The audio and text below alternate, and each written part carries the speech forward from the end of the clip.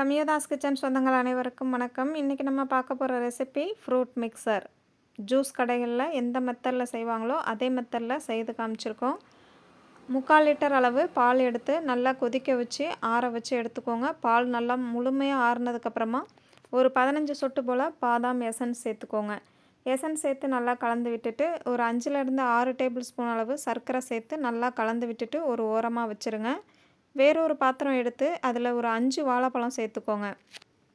2 வாழைப்பழம் ரஸ்தாளி, 3 வாழைப்பழம் கற்பூரவல்லியும் சேர்த்து நல்லா இது போல் மசித்து கொடுத்துக்கோங்க. மசித்து வந்ததுக்கப்புறம் ஒரு 1/4 டீஸ்பூனுக்கு கலர் பொடி எடுத்துக்கோங்க. கேசரி கலர் பொடி எடுத்துகிட்டு தண்ணி கொஞ்சமாக சேர்த்து நல்லா கலந்து விட்டு இந்த வாழைப்பழத்தோடு சேர்த்துக்கோங்க. அது கூடவே சர்க்கரை ஒரு 4லேருந்து 5 டேபிள் ஸ்பூன் அளவு எடுத்துக்கோங்க. சேர்த்து நல்லா கலந்து விட்டுட்டு பைனாப்பிள் எசன்ஸ் ஒரு 4 சொட்டு போல் சேர்த்து கலந்துக்கோங்க. அது கூடவே டூட்டி ஃப்ரூட்டி 1 டேபிள் ஸ்பூன் அளவு சேர்த்துட்டு நல்லா கலந்து விட்டுக்கோங்க.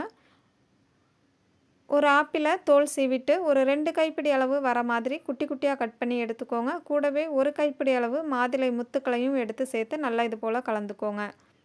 இப்போ நமக்கு ஃப்ரூட் மிக்சரும் தயாராகிருச்சு. இப்போது பாதாம் மில்கை ஒரு 1/2 டம்ளர் அளவு சேர்த்துக்கோங்க. மீதி இருக்கிற 1/2 டம்ளருக்கு நம்ம கலந்து வச்சுருக்கிற ஃப்ரூட் மிக்சரையும் சேர்த்துட்டோம் அப்படின்னா நமக்கு ஜூஸ் கடையில் கிடைக்கக்கூடிய அதே ஃப்ரூட் மிக்சர் ஒரு 5 மினிட்ஸில் ரெடி பண்ணிடலாம். பாருங்கள், ரொம்ப டேஸ்டியாக இருந்துச்சு. கண்டிப்பாக நீங்களும் உங்கள் வீட்டில் இந்த மெத்தடில் ஒரு முறை ட்ரை பண்ணி பாருங்கள். தேங்க்யூ.